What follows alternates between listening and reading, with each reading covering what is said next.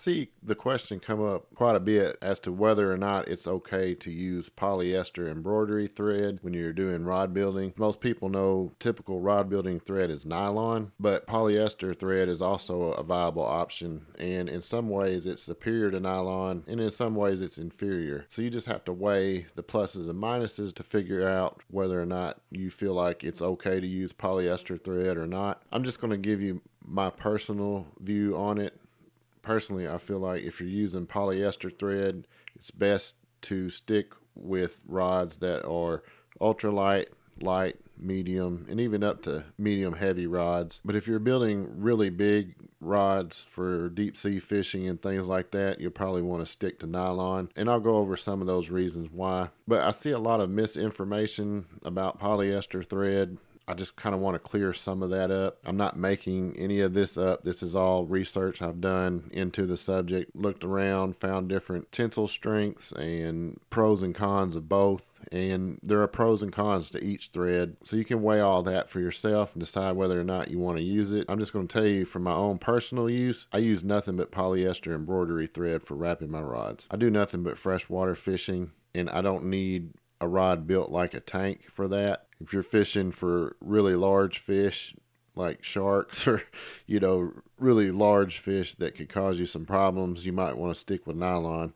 But for most people that do freshwater fishing primarily, or even if you do some ocean type fishing, as long as you're not going after fish that are several hundred pounds, you shouldn't have any problems with polyester thread either. Both polyester and nylon threads have high resistance to biodegradation. That means they're not going to break down a whole lot just in a normal environment. Where there is a difference is polyester is actually much more UV resistant than nylon is. In fact, it's not even close. Polyester will hold up a whole lot better under ultraviolet light than nylon will. And also, while we're talking about ultraviolet light, it's important to mention that the dye process of polyester is much more resistant to UV light. In other words, your thread's not going to fade as much on polyester as it would on nylon thread. Now, when it comes to rod building, there is a difference there because most of your rod building finishes will have UV inhibitors made into them, and that helps with the nylon thread and keeps it from fading as much as it should under normal circumstances. But the two threads use completely different dyeing processes. Nylon is acid dyed, and it's more like a surface stain than anything, whereas polyester is a solution dye process, and the dye actually bonds to the fibers of the polyester. So it becomes a continuous unit. The dye actually physically bonds to the thread. And that's why polyester thread isn't as subject to fade as nylon thread is. Both have good wear and abrasion resistance, which isn't necessarily a huge factor unless you're using it as an under wrap and you've got a guide on top of it and you did not put any type of finish on the under wrap before you put the guide on it. Polyester actually has a little more wear resistance in that aspect.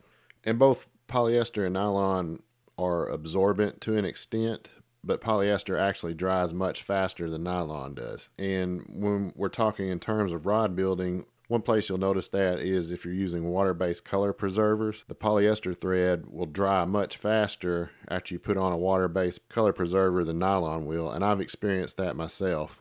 It really dries a whole lot faster. Of course, there are nylon threads that are made specifically for rod building that are color fast, and they have been treated already, so that's something to think about if you don't want to go through the process of actually using a color preserver. There are readily available nylon thread options that you might want to choose from that are made with the color preserver already on the thread. Me personally, I use a product called Mod Podge, and it's very inexpensive. You can pick it up just about anywhere that sells crafts. I use the glossy kind, and I find that it makes a very good color preserver, and that's why I use it, because it's easily available locally, it's cheap, and it works well. There's also a difference between polyester and nylon as far as shrinking and stretching. Polyester is more resistant to stretch, and it does not shrink like nylon will. And one place you might notice that as a problem is if you're using nylon and it's not color protected, and you're going to add a color protector to it,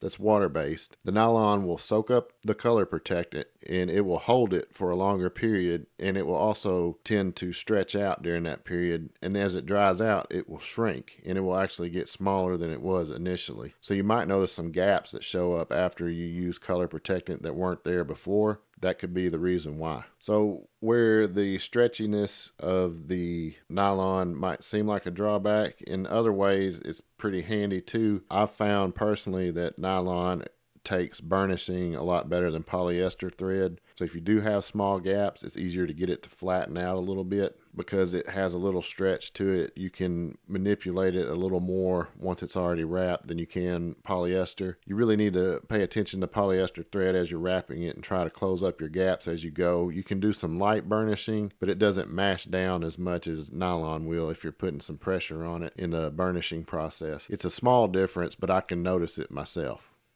And also, this might seem like a small thing, but if you're using a wrapper that uses a lot of different guides on it and things to position your thread, polyester thread is actually more resistant to piling.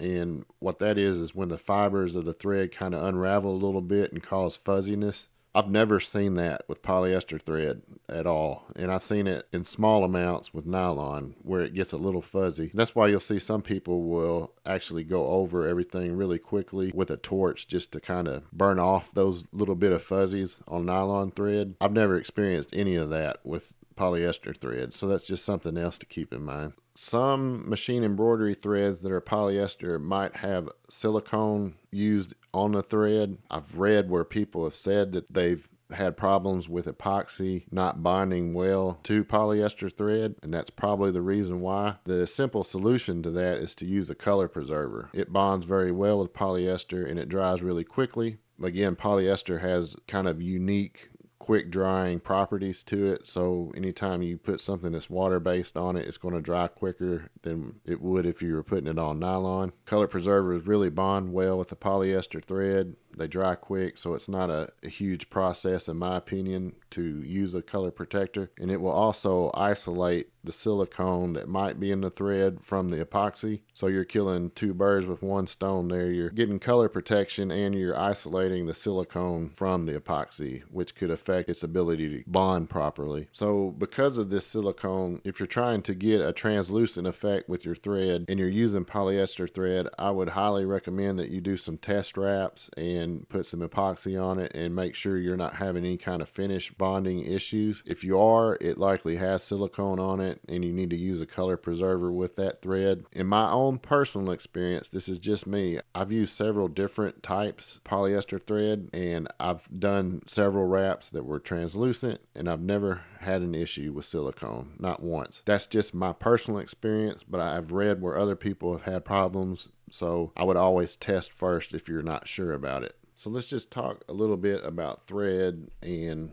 sizes of thread. You hear a lot that polyester embroidery thread is a little thinner than size A rod wrapping thread, the nylon thread, and that is true. So to see kind of how that works, I'm going to have to go through a little bit about thread weight, and I'll try to do that pretty quickly. You would think a thread weight, the higher the number, the larger the thread is, and that's not at all how it works. In fact, it works exactly the opposite of that. The weight of a thread is actually a length measurement.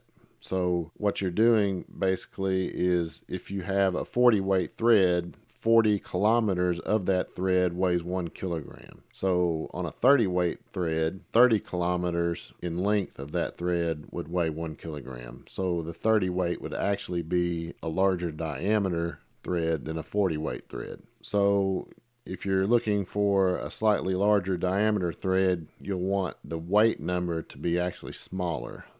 In other words, a 20 weight thread would be larger in diameter than a 40 weight thread. And a 60 weight thread would be smaller than a 40 weight thread in diameter. So now that we know kind of how thread weight works, I'll tell you that size A rod wrapping thread is a 40 weight thread as far as the information I've been able to find on it, and most machine embroidery threads are going to be a 40 weight thread also. And the reason why the 40 weight thread in polyester is going to be a slightly smaller diameter than nylon is because polyester is actually a higher density material than nylon is. So in other words, polyester weighs more in an equivalent size than nylon would. So if you're looking at two 40 weight threads, more nylon material would be needed to have an equivalent weight than polyester material. So naturally, a 40 weight polyester would be slightly smaller in diameter than a 40 weight nylon thread. And I'll put a picture here that shows two threads. The one on top is actually a polyester 40 weight, and the one on bottom is a nylon size A rod wrapping thread. And hopefully you can tell in the picture, it's under a lot of magnification, but hopefully you can tell that the nylon thread is just slightly larger in diameter than the polyester. And where that gets to be a problem for some people is when you're wrapping, if your eyesight is not all that great, you might have trouble making sure that you've got everything packed together properly with the smaller diameter thread, especially if your rod blank is a similar color to your thread, or if they're both dark or both light, it makes it harder to tell if there's little gaps in there that are hard to see. If you're wrapping under magnification, that would alleviate some of that problem. Or if you have really good eyesight and you're paying really close attention, you can compensate for that slight difference on the size and diameter there. You can make sure that you get your wraps packed a little tighter. I also see a common misconception about nylon and polyester thread, and that is that nylon is actually stronger than polyester. In equivalent sizes on thread, that's true. A 40 weight nylon is actually going to be stronger than a 40 weight polyester. But as far as the materials themselves go, polyester actually has a higher PSI rating than nylon. There's a 12,400 for polyester and 12,000 for nylon, and that's in tensile strength. And tensile strength is just the resistance of a material when it's under tension to breaking. So polyester is actually a little stronger, but it weighs more. It takes up less space. So a 40 weight nylon is going to have more material there. It will actually be stronger than a 40 weight polyester thread. And I hope that makes sense. So if you're looking at strictly the weight of the thread, you're going to have a stronger thread with the nylon in equivalent weight than you would than polyester. Again, that's because there's more actual nylon material in the equivalent weight because it's less dense. Hopefully that wasn't too involved and didn't get too technical, but that's how it works. That's why people would say size A nylon thread, which would be around a 40 weight, is stronger than the machine embroidery thread. It is. And that's because there's more material there. It's a larger diameter. It is stronger. There's more material surface there. It distributes the weight better, and it has a lot to do with just the fact that there's more of the nylon present in the equivalent size thread. And some reasons why people might want to use polyester thread is because, for one thing, it's available locally for most people, whereas rod building thread really isn't for the average person. There's not just a ton of rod building stores you can walk into and buy rod building thread. Almost every city with any size to it at all is going to have somewhere where you can buy sewing thread. With polyester thread, you'll want to make sure you look closely at the thread itself. A lot of polyester thread is general purpose thread or all purpose thread, and it's very fuzzy. You don't want that. You want something of higher quality. So look at the machine embroidery threads. They're made to be very smooth and almost silky looking in appearance and high luster. There's no fuzziness to them whatsoever. That makes it better suited for rod building purposes. So hopefully that will clear up some misconceptions. Nylon, silk, and polyester threads are all perfectly fine to use for rod building purposes. There's just some things you'll need to be aware of with any of them. Nylon has its pluses also, and they both have their minuses. So neither one is absolutely perfect. I just pick whatever is best suited to your situation and use it. I hope that helps y'all out, and I'll talk to y'all later.